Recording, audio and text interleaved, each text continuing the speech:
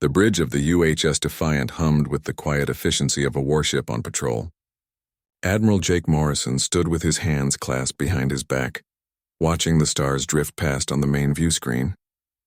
3 months had passed since humanity joined the Galactic Council, and the galaxy was still getting used to the idea that Earth's inhabitants weren't just another peaceful species looking to trade and explore.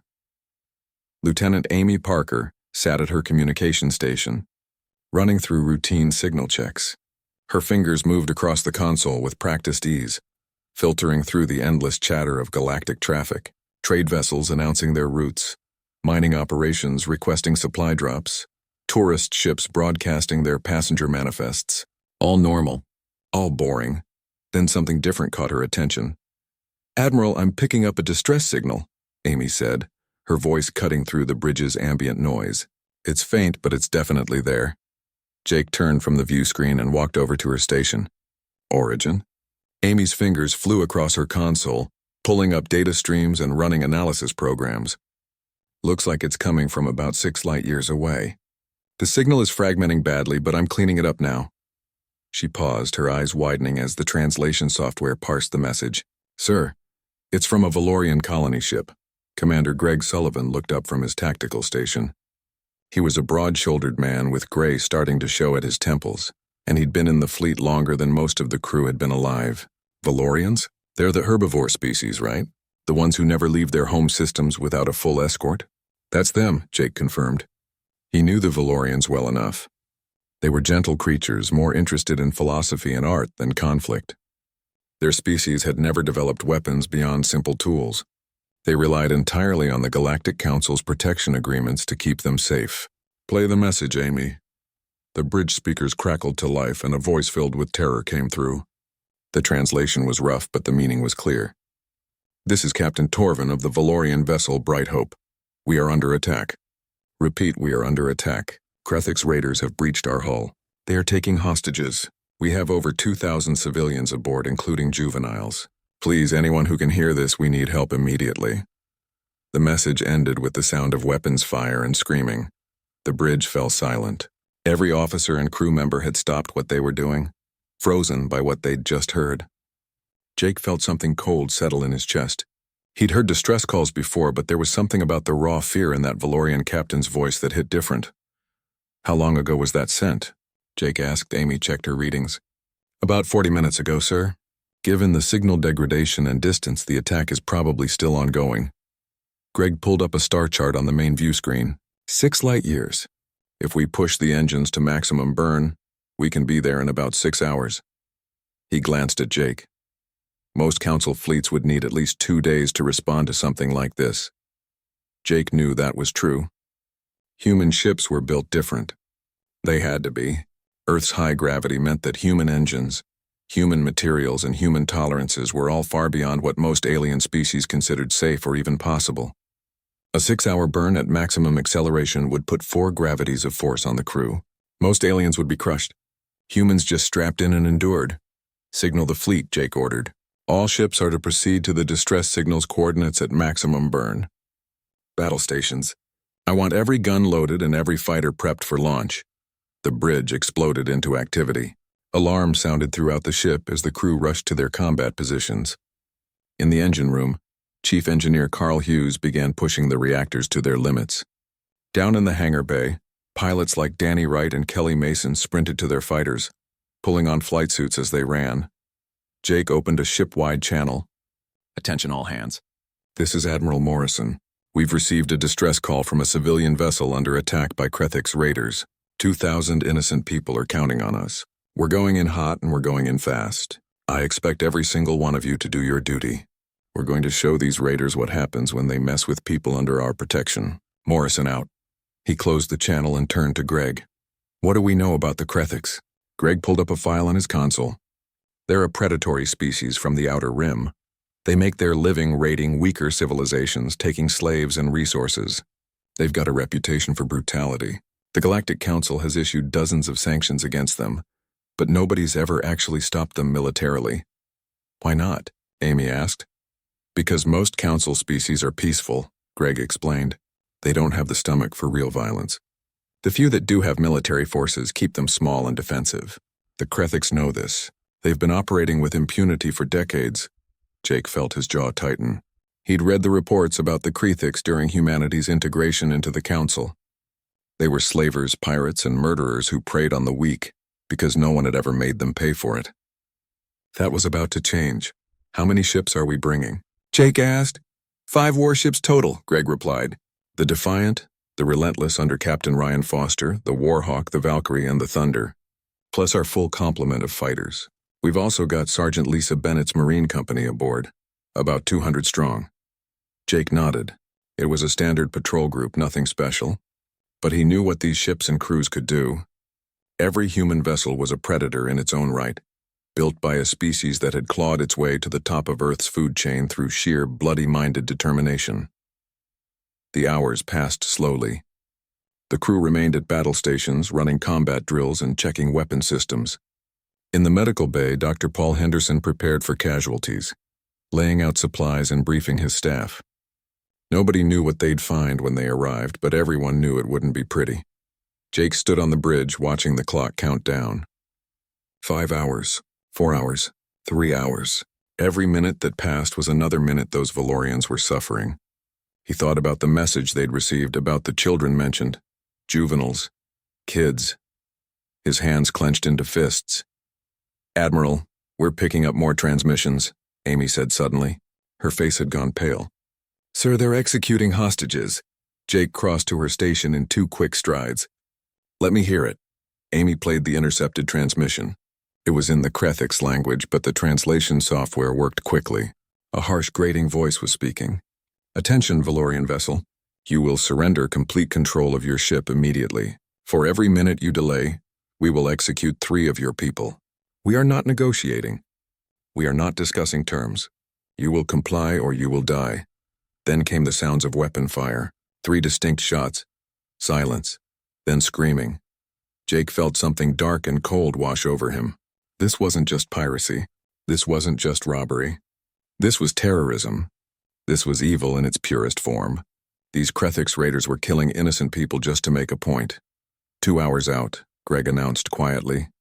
Jake opened a channel to the entire fleet. "All ships, this is Morrison. The situation has escalated. The Krethiks are executing hostages. When we arrive, there will be no warnings. There will be no negotiations. These raiders have made their choice. We're going to make them regret it. Arm all weapons. Prepare for immediate combat upon arrival. Show them what happens when they threaten the innocent." The channel closed. Jake looked around his bridge. Every face he saw was set in grim determination. Amy's hands were steady on her console despite the anger in her eyes. Greg's expression was cold and calculating. The weapons officer, Lieutenant Marcus Cole, was already running final checks on the railgun systems.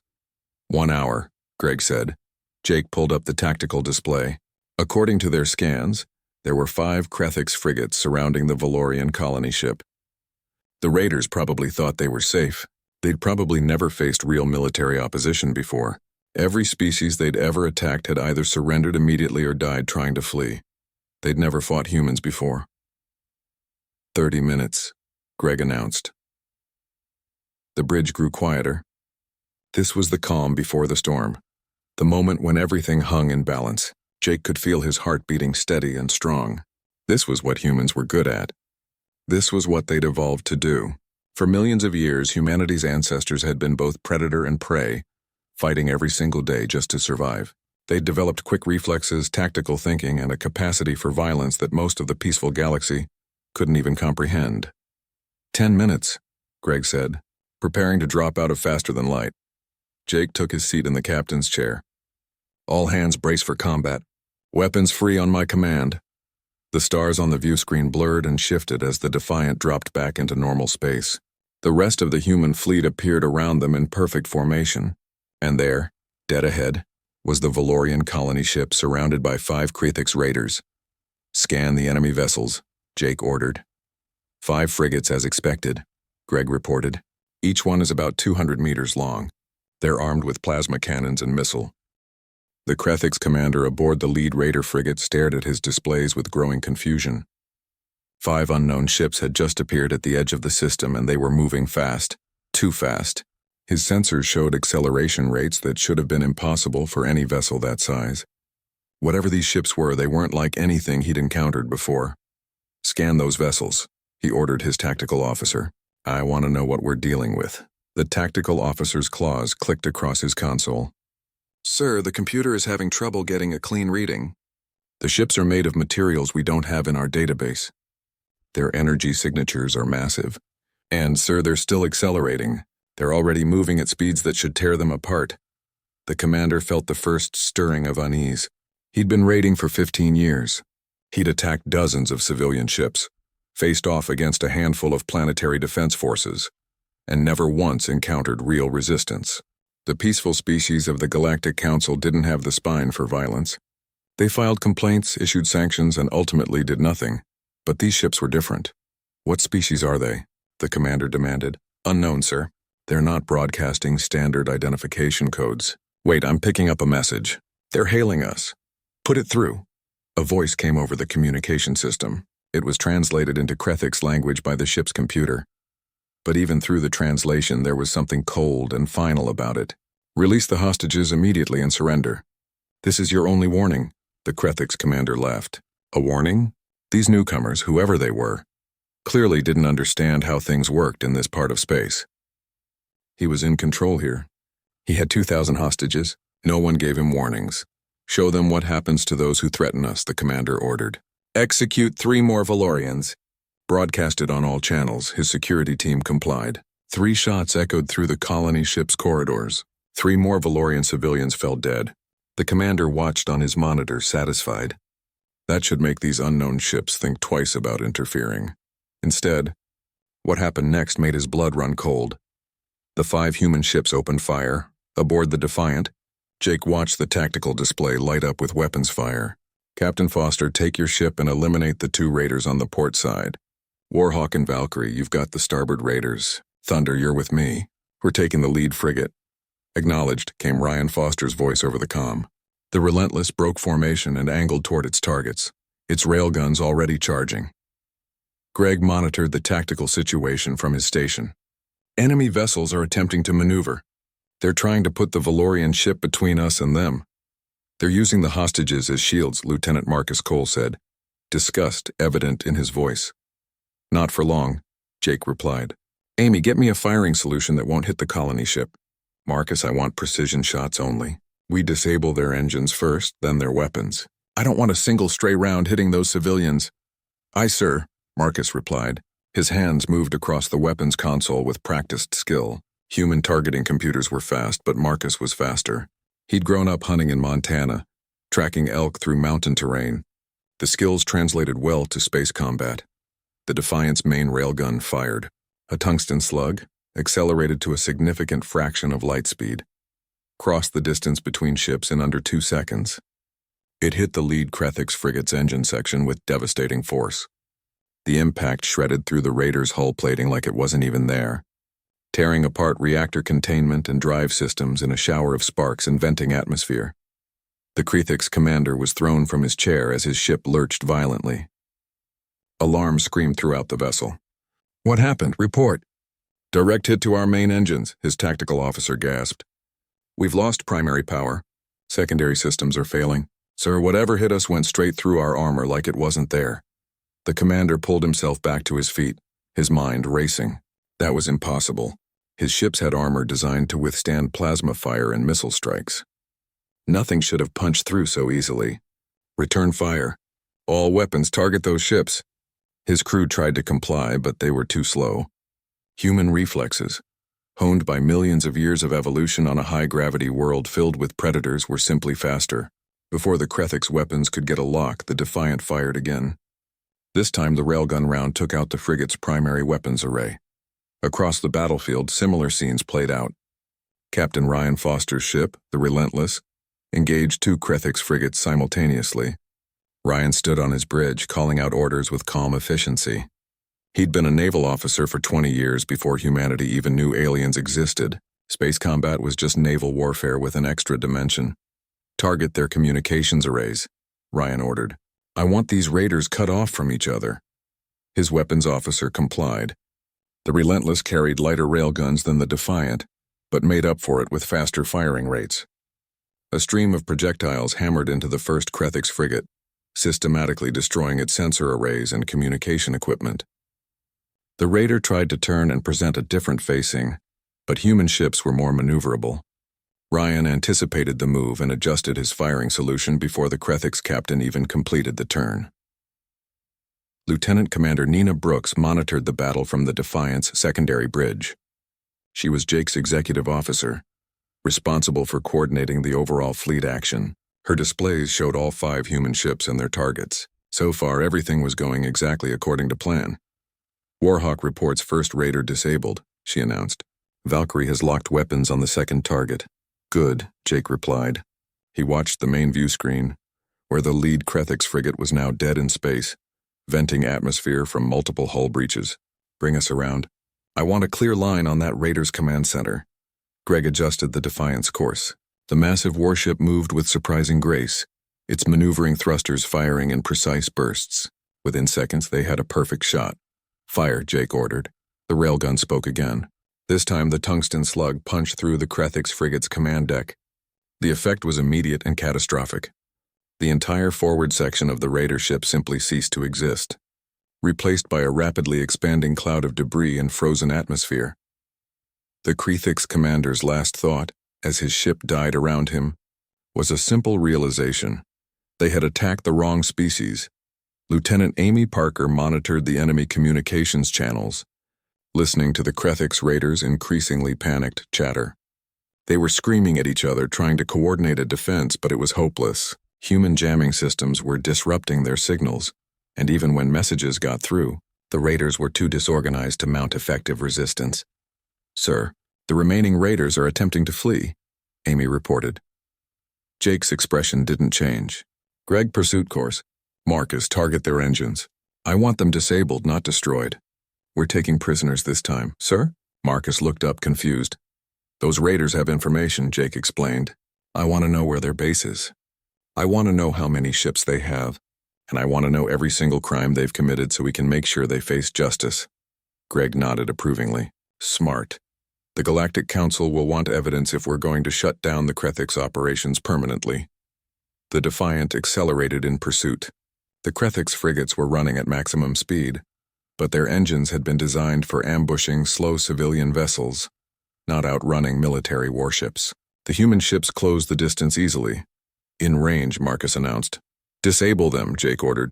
The railguns fired in sequence, each shot precisely calculated. One by one, the fleeing Krethix frigates lost their engines.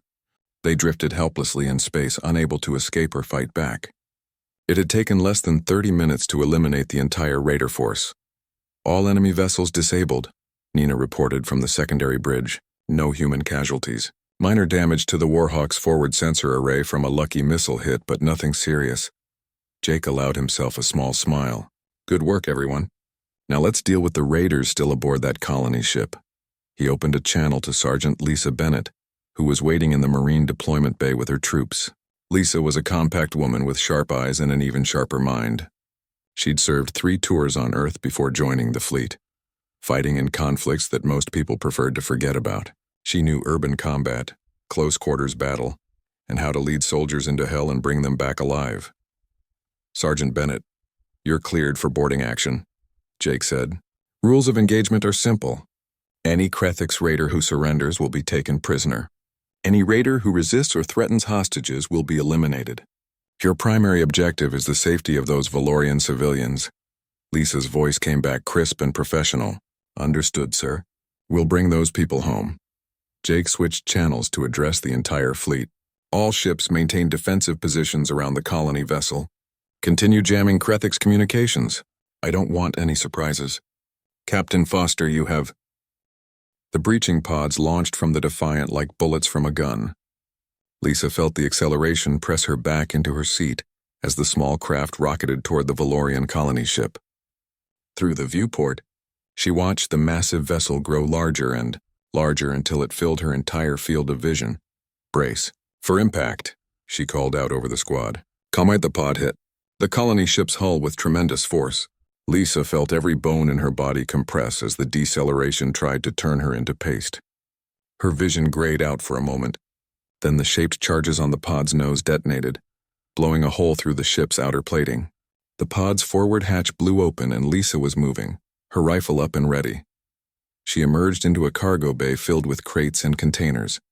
3 Krethix raiders were stationed there, clearly surprised by the sudden intrusion. They started to raise their weapons, but they were far too slow. Lisa's rifle barked 3 times, and all 3 raiders fell before they could fire a single shot. "Cargo bay secured," Lisa reported. Behind her, 9 more Marines were already spreading out, checking corners and covering angles. "Andy, take your squad and head toward the engine room.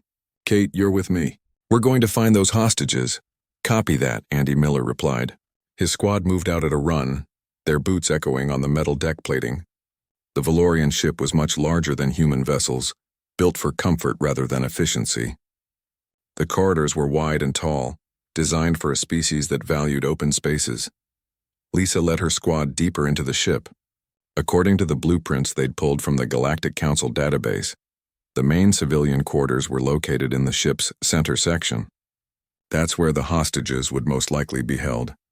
They encountered their first resistance 2 corridors later.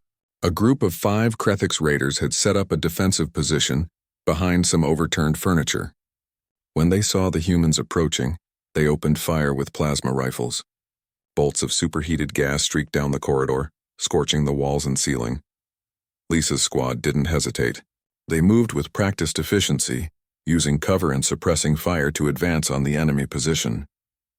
The Krethix had numbers and firepower, but humans had training, tactics, and reflexes honed by evolution on a deadly world. Sergeant Kate Phillips threw a flashbang grenade. The device detonated with a brilliant flash and a thunderous bang that left the Krethix raiders disoriented.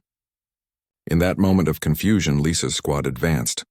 They closed the distance in seconds, their weapons firing with devastating accuracy. The firefight was over in less than 30 seconds. All 5 raiders were down. Lisa's squad hadn't taken a single casualty. "Keep moving," Lisa ordered. She could hear more weapons fire echoing through the ship. Andy's squad had engaged enemy forces near the engine room. Other Marine teams were clearing different sections. The whole operation was unfolding exactly as planned. They found the hostages 3 levels down in what appeared to be the ship's main assembly hall. The large room had been converted into a makeshift prison. Nearly 2,000 Valorians were huddled together, watched over by a dozen Krethix guards. Lisa assessed the situation quickly. The guards were spread out around the room's perimeter. They had clear fields of fire across the entire space. Any frontal assault would result in dead hostages. She needed a different approach. "Kate, take half the squad and find another entrance. I want crossfire on my signal," Lisa whispered into her comm. Kate nodded and led 5 Marines away. Lisa waited, counting seconds in her head. She knew exactly how long it would take Kate to circle around to the room's opposite entrance. Human timekeeping was precise. Human coordination was flawless. 60 seconds passed. Lisa raised her hand, fingers spread. Her squad tensed, ready to move. She counted down silently. 5, 4, 3, 2, 1, now. 2 doors burst open simultaneously. Lisa's squad poured through one entrance while Kate's team came through the other. The Krethix guards spun around in confusion, trying to track targets coming from multiple directions. It was a fatal mistake. The Marines fired with surgical precision. Each shot was carefully aimed to avoid hitting any hostages. The Krethix guards, caught in a perfect crossfire, didn't stand a chance. Within seconds, all 12 were down. The Valorian hostages screamed and scattered, terrified by the sudden violence. Lisa lowered her weapon and held up her free hand in what she hoped was a calming gesture. "It's okay," she called out. "We're here to rescue you. You're safe now." An elderly Valorian stepped forward cautiously. He was tall and thin, with soft gray fur and large, gentle eyes. Lisa recognized him from the distress call, Captain Torvin of the Bright Hope. "You're human?" Torvin asked, his voice shaking. The Galactic Council had briefed all member species about humanity, the newest addition to galactic society. But clearly Torvin hadn't expected humans to respond to his distress call. "Yes, sir," Lisa confirmed. "I'm Sergeant Lisa Bennett, United Human Fleet Marines. We received your distress signal. My team is going to get you and your people out of here." Torvin looked around at the fallen Krethix guards. "You killed them all so quickly. I've never seen violence like this." Lisa understood his shock. The Valorians were a peaceful species who had never developed weapons or warfare. Seeing human Marines in action must have been terrifying.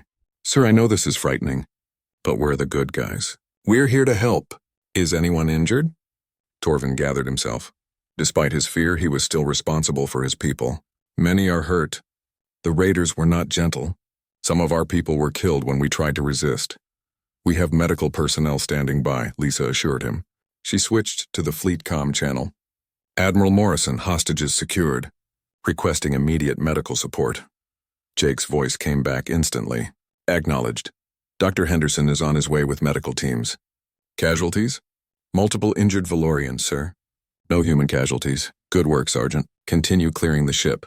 Lisa turned back to Torvin. Sir, I need you to keep your people here and calm until our medical teams arrive. Can you do that? Torvin nodded. Yes, of course. Lisa's squad moved out, leaving 2 Marines behind to guard the hostages.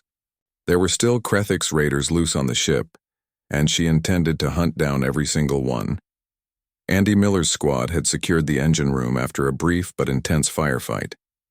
The Krethix had tried to rig the reactor to explode, planning to take the entire ship with them if they couldn't escape. Andy had stopped them just in time, shooting the raider who was working on the reactor controls before he could complete the sabotage. Throughout the ship, similar scenes played out.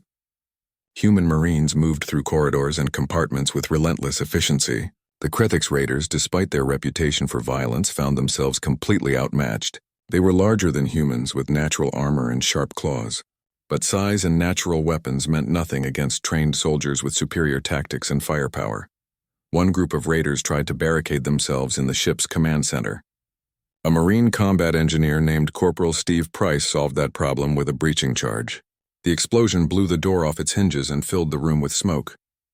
The Marines rushed in before the Krethix could recover, subduing the raiders with a combination of non-lethal weapons and hand-to-hand combat.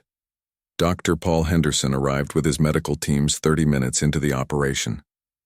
Paul was a quiet man with steady hands and a gentle demeanor that put even the most frightened patients at ease. He'd been a trauma surgeon in Chicago before joining the fleet, dealing with gunshot wounds and car accidents on a nightly basis. Treating injured aliens wasn't much different. He set up a triage station in the assembly hall where the hostages were being held. His teams moved through the crowd of Valorians, assessing injuries and providing treatment. Most of the wounds were minor, bruises and cuts from rough handling, but some Valorians had been beaten severely, and a few had plasma burns from when the raiders had used weapons to enforce compliance. Paul worked quickly and efficiently, his medical training taking over. The Valorian physiology was different from human, but the basics were the same. Stop the bleeding, stabilize the patient, treat for shock. He moved from one injured Valorian to the next, his teams following his lead. Captain Torvin watched in amazement. Your doctor is very skilled. One of the Marine guards, a young private named Chris Morgan, nodded. Dr. Henderson is the best. He once performed emergency surgery on a crewman during a meteor storm. With the ship shaking and alarms going off, didn't even flinch, Lisa continued her sweep of the ship. Her Marines had cleared most of the major sections, but there were still isolated groups of raiders hiding in maintenance tunnels and storage areas. She was determined to find them all. Contact left corridor, Kate Phillips called out. Her squad had cornered 3 raiders in a dead-end passage. The Krethix were trapped with no way out. Surrender, Kate shouted. Drop your weapons and you'll be taken prisoner. For a moment it looked like the raiders might comply. Then one of them raised a weapon, pointing it toward Kate's position. Kate's squad fired instantly. All 3 raiders went down. Lisa reached Kate's position a moment later. She looked at the dead raiders and felt no remorse. They'd been given a chance to surrender and... The Valorian colony ship Bright Hope limped through space, escorted by 5 human warships. Inside the massive civilian vessel, the aftermath of the rescue operation was still unfolding. Dr. Paul Henderson moved through the makeshift medical bay that had been set up in the assembly hall, checking on patients and adjusting treatments. Captain Torvin followed him, amazed by the efficiency of the human medical teams. In just a few hours, they'd treated hundreds of injured Valorians. Paul's people worked with calm professionalism, their hands gentle despite the violence they'd witnessed earlier. Your people are remarkable, Torvin said quietly. The way you fight, the way you heal, it's like you were designed for both. Paul looked up from the Valorian child he was examining. The young one had a fractured arm, already splinted and treated. "We're just doing what needs to be done, Captain. Where I come from, we have a saying. The strong protect the weak. That's all we're doing here." Torvin shook his head slowly. "Most species in the galaxy don't think that way. They protect their own kind, certainly. But strangers? People from different worlds? The Galactic Council talks about unity and cooperation. But when my people sent that distress call, I didn't truly believe anyone would come, especially not so quickly." "How long did you think it would take?" Paul asked. "Days, perhaps. Maybe a week. Time for the Council to debate, to form committees, to discuss the political implications of military intervention." Torvin's voice was bitter. "My people would have been dead or enslaved by then. But you came in hours. You didn't debate. You didn't form committees. You just came." Paul finished his examination of the child and sent her back to her parents. "Admiral Morrison isn't the kind of man who debates when lives are at stake. None of us are. That's not how humans operate." Aboard the Defiant, Jake was dealing with the political aftermath. His communication console was lit up with incoming messages from all across the galactic network. Lieutenant Amy Parker was filtering through them, separating the important ones from the noise. "Sir, we're getting requests for interviews from over 50 news organizations," Amy reported. "The Galactic Council wants a full report on the incident, and we've received messages from at least 20 different species asking about protection agreements." Jake rubbed his temples. He'd known this would happen. Humans had been members of the Galactic Council for only 3 months, and already they'd made a major splash. Forward the Council's request to Commander Sullivan. He can handle the official report. Decline all media interviews, and set up a meeting with the protection request delegations for when we reach Council Station. "Yes, sir," Amy said. She paused, then added, "Sir, there's also a personal message for you. It's from the Valorian government. They want to formally thank you for saving their people." Jake nodded. "I'll respond to that one personally. Those people deserve acknowledgement." Down in the Bright Hope's cargo bay, Sergeant Lisa Bennett was conducting a final sweep of the ship with her Marines. They'd already cleared every compartment and corridor, but she wanted to be absolutely certain no Krethix raiders were hiding anywhere. Her squad moved methodically through the lower decks, checking every storage locker and access tunnel. "Sergeant, I've got something here," Corporal Andy Miller called out. He was standing near a maintenance hatch that led to the ship's lower engineering spaces. "Looks like someone tried to seal this from the inside." Lisa moved to his position and examined the hatch. Sure enough, someone had welded it shut from the other side. "Think there are raiders down there?" "Only one way to find out," Andy replied. He pulled out a cutting torch and began working on the weld. Within minutes, he'd cut through the seal. The hatch swung open, revealing a dark tunnel leading down into the ship's depths. Lisa activated her rifle's tactical light and descended into the tunnel. Andy followed close behind along with 2 other Marines. The passage was narrow and cramped, clearly designed for maintenance access rather than regular traffic. It opened into a small equipment room filled with pipes and conduits. 3 Krethix raiders were huddled in the corner.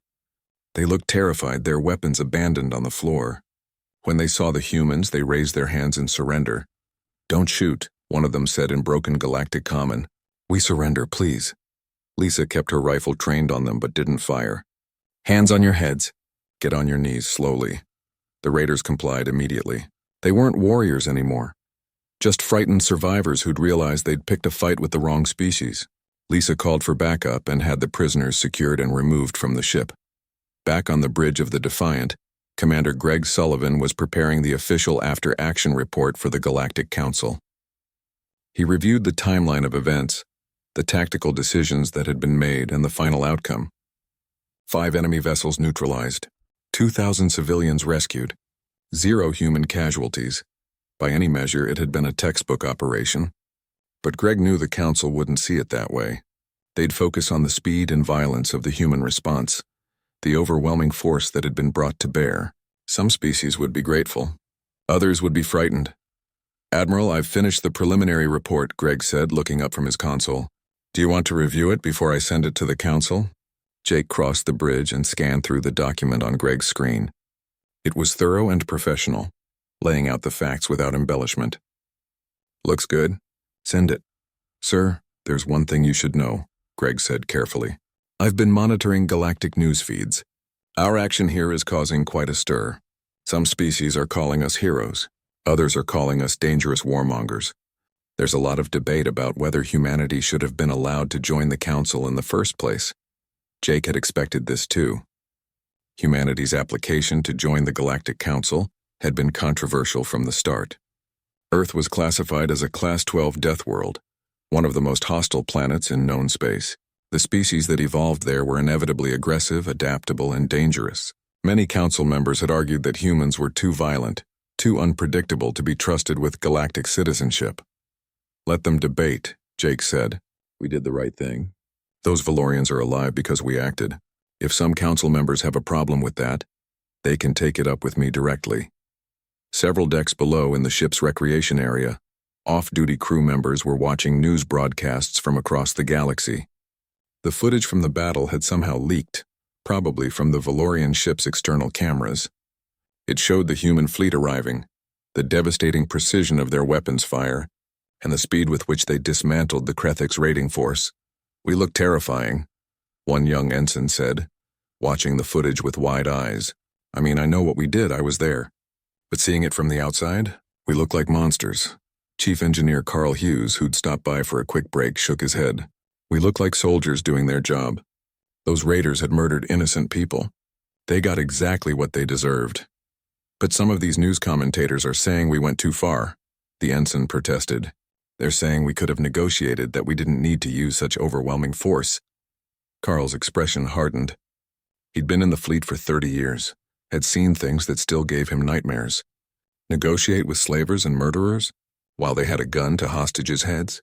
Those commentators are idiots who've never faced real evil. Admiral Morrison made the right call. We all did. On the Valorian colony ship, the rescued civilians were slowly coming to terms with what had happened. Many were still in shock, struggling to process the violence they'd witnessed. The Valorians were a peaceful species with no concept of warfare. Seeing human Marines in action had been like watching demons materialize from their worst nightmares. But as the initial shock wore off, gratitude began to replace fear. A young Valorian mother approached one of the human Marines standing guard, her small child hiding behind her legs. "Excuse me," she said hesitantly. "I wanted to say thank you. The raiders were going to kill my child. You saved her." The Marine, Private Chris Morgan, smiled gently. He was barely 20 years old, fresh out of training. "You're welcome, ma'am. That's what we're here for, to protect people who can't protect themselves." The Valorian mother studied him curiously.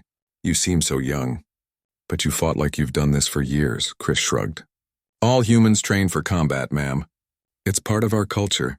We grow up learning to fight, to protect our families and communities. It's just what we do." The child peeked out from behind her mother's legs, looking at Chris with wide eyes. "Are you a warrior?" she asked in a small voice. "I'm a Marine," Chris replied. "That means I'm a soldier. I fight to protect people like you and your mom." The child considered this. "You're scary. But you're nice too," Chris laughed. "I'll take that as a compliment." Admiral Jake Morrison stood alone in his ready room looking out the viewport at the stars. They were 3 hours from Council Station, where he'd have to answer questions about the rescue operation. He knew the Council would be divided. Some members would support humanity's actions. Others would see it as proof that humans were too dangerous, too quick to resort to violence.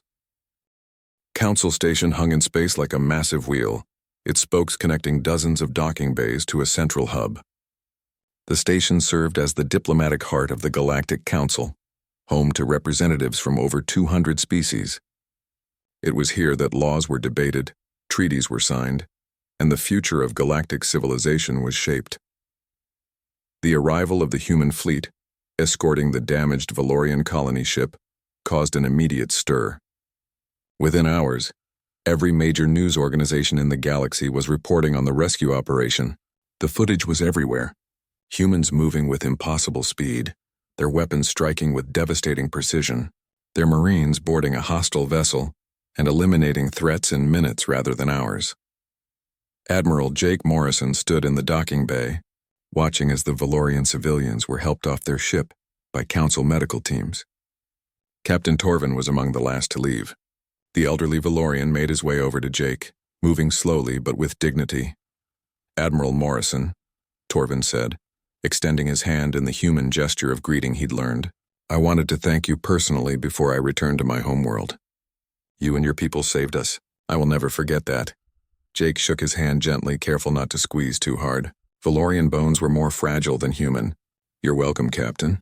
I'm just glad we got there in time. More than in time, Torvin corrected. You arrived with a speed I didn't think possible. Most species would have taken days to respond. You came in hours, why? Jake considered the question. Because every minute we delayed was another minute those raiders had to hurt your people. We don't believe in slow responses to emergencies. When someone needs help, you help them. It's that simple. Torvin looked at him with something like wonder. Your species is very different from ours, Admiral. Very different from most species in the Council. But I think the galaxy needs more of what you have. More of that willingness to act, to fight for others. Some Council members might disagree with you, Jake said wryly. Then they're fools, Torvin replied firmly. My people are alive because you weren't afraid to use violence to stop violence. That makes you heroes, not villains. After Torvin left, Commander Greg Sullivan approached. Sir, the Council has requested your presence at a full assembly session. They want to discuss the rescue operation. Jake nodded. He'd been expecting this. When? 2 hours. They're calling it an emergency session. Of course they are, Jake said. All right. Get the senior staff together. I want everyone prepared for whatever questions the Council throws at us. 2 hours later, Jake stood in the great assembly hall of Council Station. The chamber was enormous, with seating for delegates from all member species. The architecture was designed to accommodate beings of vastly different sizes and environmental needs. Some delegates sat in normal chairs, others floated in zero-gravity fields. A few existed in sealed environmental tanks filled with exotic atmospheres. At the center of the chamber was a raised platform where speakers addressed the assembly. Jake stood there now, flanked by Commander Greg Sullivan and Lieutenant Amy Parker. Hundreds of alien eyes watched them from every direction. The Council Chairman, a being called Counselor Ven from the diplomatic Xantharian species, spoke first. Ven's translator rendered his words into Galactic Common.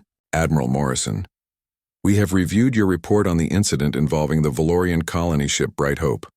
The Council acknowledges that you successfully rescued 2,000 civilians from hostile forces.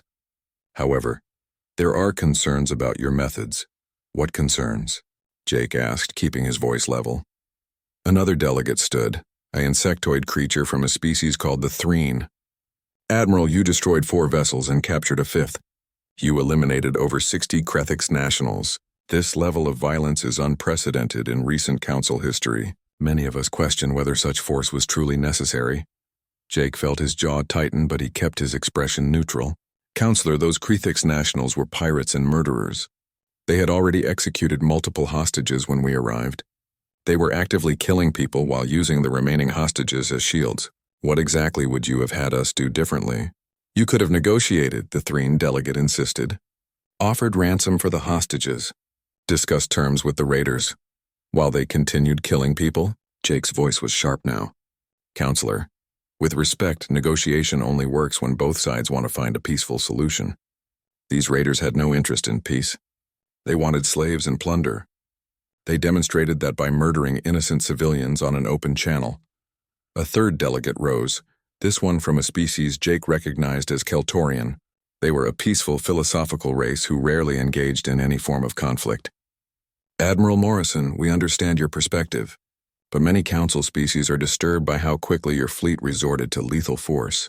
The speed of your response, the overwhelming violence of your tactics, it speaks to a mindset that many find troubling. Jake took a deep breath, choosing his words carefully. Counselors, I understand that many species in this chamber evolved on peaceful worlds. Worlds where resources were abundant and predators were scarce. My species did not have that luxury. Earth is what we call a Class 12 death world.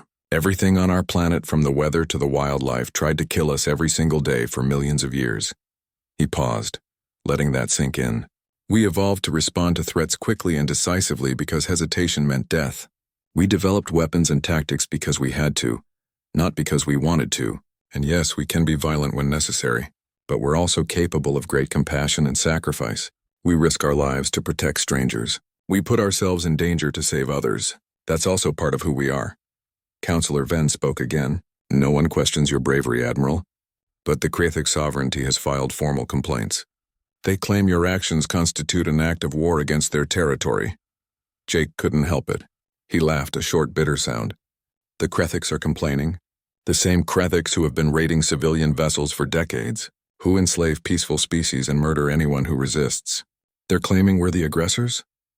They argue that their actions were internal matters and that outside intervention was not warranted, Ben explained. Slavery and murder are not internal matters, Jake said flatly. They're crimes against sapient beings, crimes that the Galactic Council claims to oppose. Yet for years you've done nothing to stop the Krethiks. You've issued sanctions that they ignore. You've filed complaints that they laugh at. Meanwhile, innocent people have suffered and died. The assembly chamber fell silent. Jake pressed on. My fleet responded to a distress call from civilians under attack. We acted within our rights as council members to protect innocent lives. If the council has a problem with that, if you'd prefer that we ignored distress calls and let people die while we debate proper protocols, then maybe humanity made a mistake joining this organization. The silence deepened. Finally, Councillor Venn spoke. Admiral Morrison, the council is not asking you to ignore distress calls.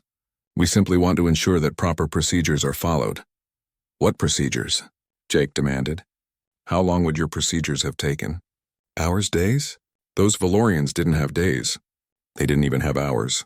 They needed help immediately and we provided it. A new voice spoke up and Jake turned to see a delegate from the Thaxian collective. The Thaxians were one of the few military-capable species in the council, and they'd been skeptical of humanity from the start. Admiral, your fleet operates with a level of aggression that many find disturbing. Your ships are faster, your weapons more powerful, your soldiers more violent than anything we've seen before. Some of us worry about what happens when humanity decides that force is the answer to other problems. Jake met the Thaxian's gaze steadily. Then let me be very clear about something. Humanity doesn't use force because we enjoy it. We use force to protect the innocent and punish the guilty. We have rules, ethics, and laws that govern our actions. We don't attack civilians. We don't enslave or exploit weaker species. We fight only when necessary, but when we do fight, we fight to win. He looked around the chamber, addressing all the delegates. I understand that we make some of you uncomfortable. We're aggressive, we're fast, we're violent when we need to be. But we're also loyal, protective, and willing to sacrifice ourselves for others. The question you all need to ask yourselves is this. Do you want allies who will actually help you when you're in trouble? Or do you want allies who will debate and discuss while you're being murdered? Lieutenant Amy Parker, standing beside Jake, was recording everything. She knew this speech would be broadcast across the entire galaxy. Jake was essentially laying down humanity's position for everyone to hear. They would not apologize for saving lives. They would not hesitate when action was needed. And they would not change who they were to make other species more comfortable. Councillor Venn seemed to sense that pushing Jake further would be counterproductive. Admiral, the Council will take your statements under consideration. We will be forming a committee to review the incident and make recommendations for future protocols regarding emergency response situations. You do that, Jake said. In the meantime, my fleet will continue to...